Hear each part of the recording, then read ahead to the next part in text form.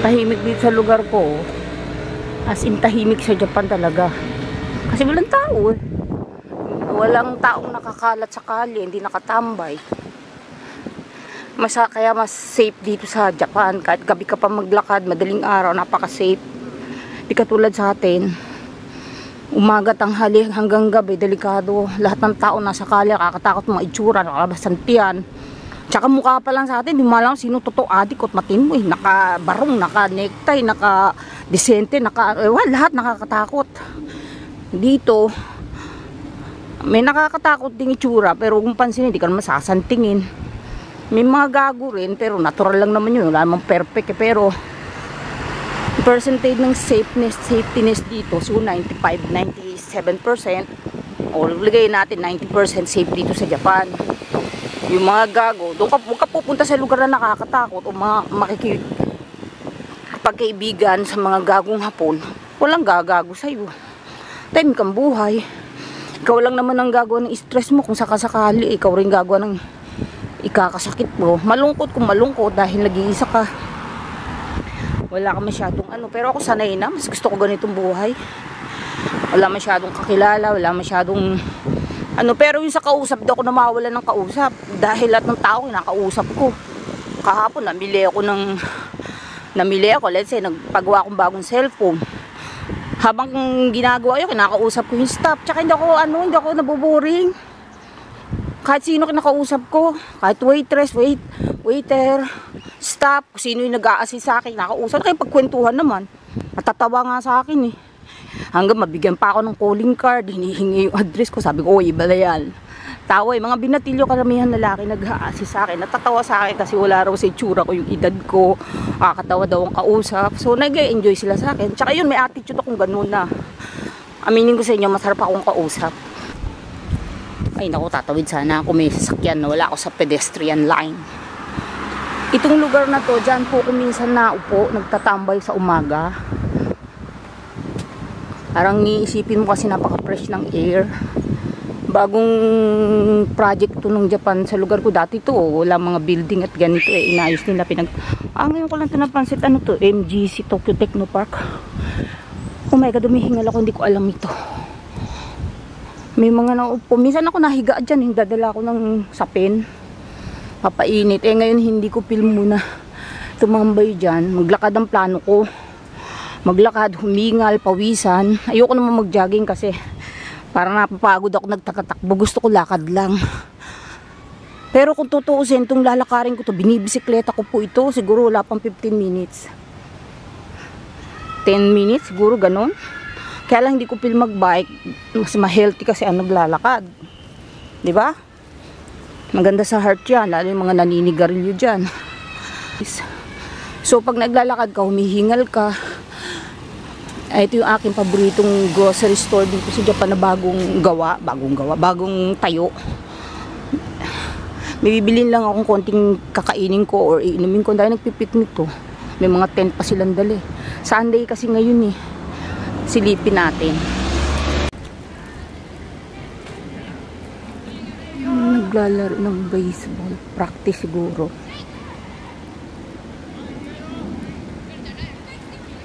Mga high school dyan nag-aral yung panganay kong lalaki. Miss ko tuloy yung anong lalaki. Halos dito nagja-jogging yung mga Hapon minsan kasi maluwag yung daanan. Tapos hindi masyadong matao. Puro residence.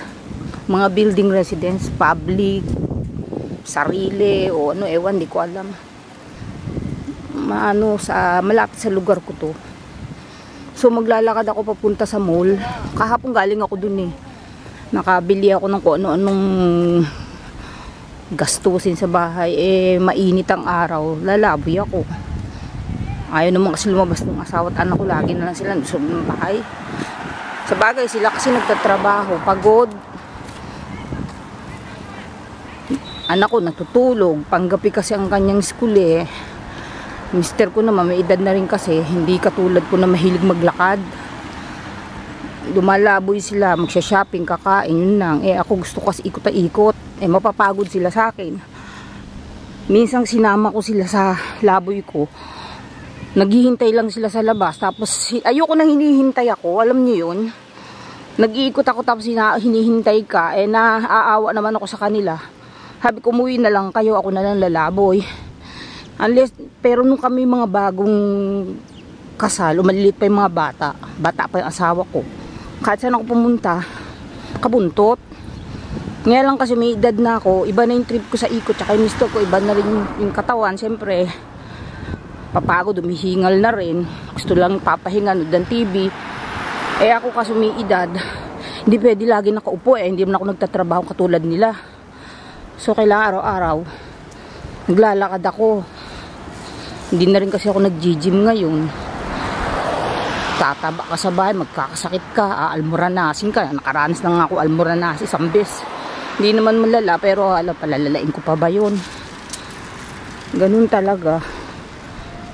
So, nag-shower lang ako hanggang leeg, di ko binasa yung buhok ko kasi papawisan ako. Expected na papawisan ako. Pag uwi na lang uli ako magsha-shower ng ulo.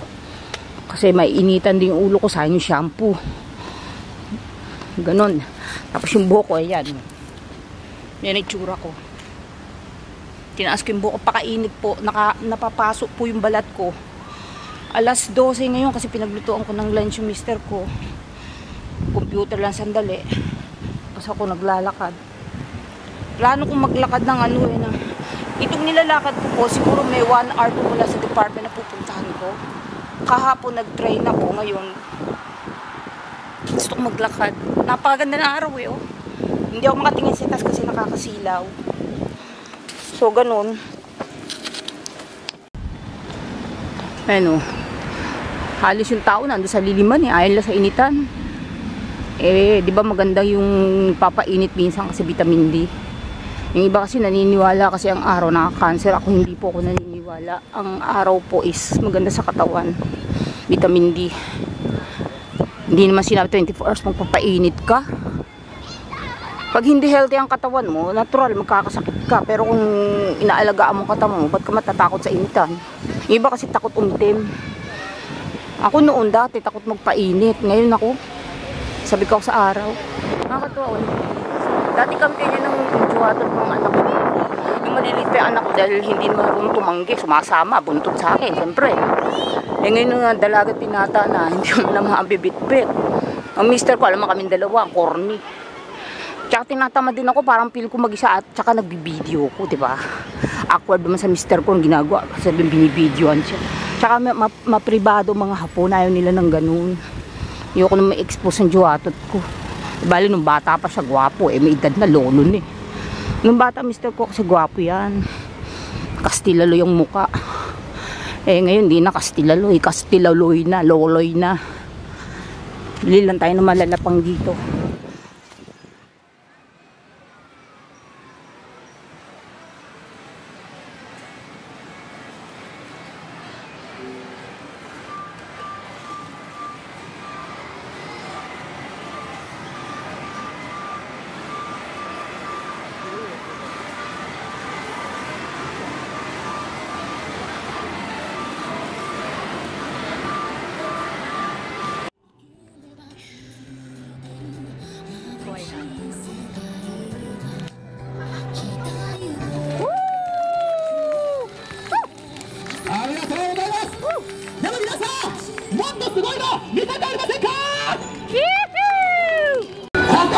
Bye bye.